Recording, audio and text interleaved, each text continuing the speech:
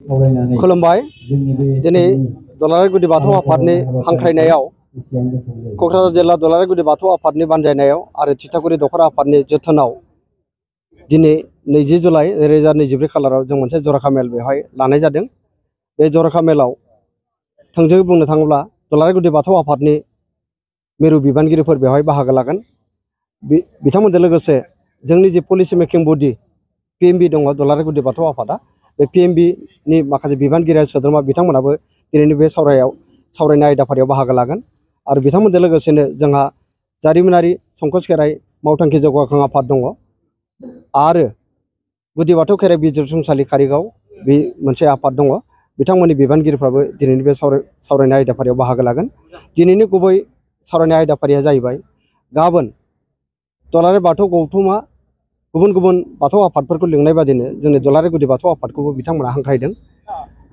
बे हांख्रायनायाव बिथांमोननि जे मोनथाम एजेन्डा थोंजों बुंनो थाङोब्ला जोंनि बाथौ सिबियारिफोरखौ जों माबोरैहाय भारत सरकारनि खाथियाव बाथौइजम खालामनो हायो बिनि माखासे गरन्थ लानायनि थाखाय बेवहाय मोनसे सावरायनो नागिरदों आरो गुबुन गुबुन जि बाथौ आफादफोर दङ सिबियारि खान्थिखौ गारनानै जोंनि जि बाथौ सिबियारिफोर दङ बेखौ बोरैबा जोङो ज' खालामनानै माबा मोनसे जोंनि धोरोमनि फारसे बा जोंनि बाथौ धोरोमनि बागै माबा मोनसे मावलांनो हायो नामा बेखौ आयदाफारिखौ लानानै गाबोन जों सावरायनो नागिरदों।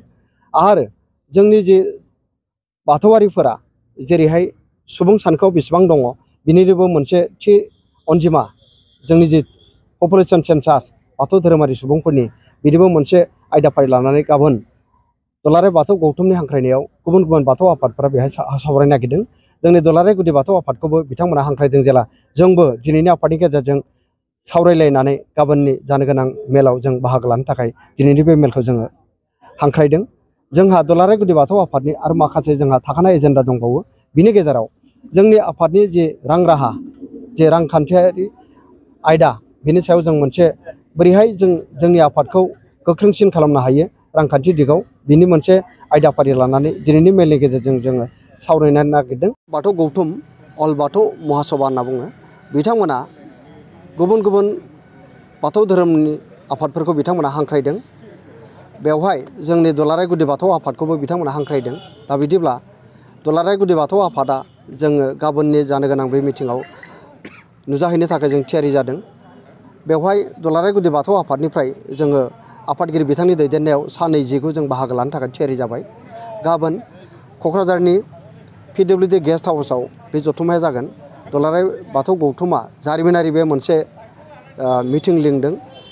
बिनि सिगां बेबादि गुबुन गुबुन बाथौ धोरोमारि सुबुंफोर दंब्लाबो गुबुन गुबुन बाथौआरि आफादफोर दंब्लाबो बेबादि मिटिं जों ज' जाफेराखैमोन। बे मोनसे जारिमिन जथुम्मा होननानै जों बुंनांगोन। दा बेवहाय आं सान्दों गाबोन जि आयदाफारिखौ लानानै जों बेवहाय सावरायनो थाखाय थुबुर जागोन आं सान्दों बेयो मोनसे जाफुंसार सावरायजेननाय जागोन आरो बेवहाय दुलाराय गुदि बाथौ आफादा जेब्लायबो बेबादि सावरायनायखौ जोङो वेलकाम खालामो।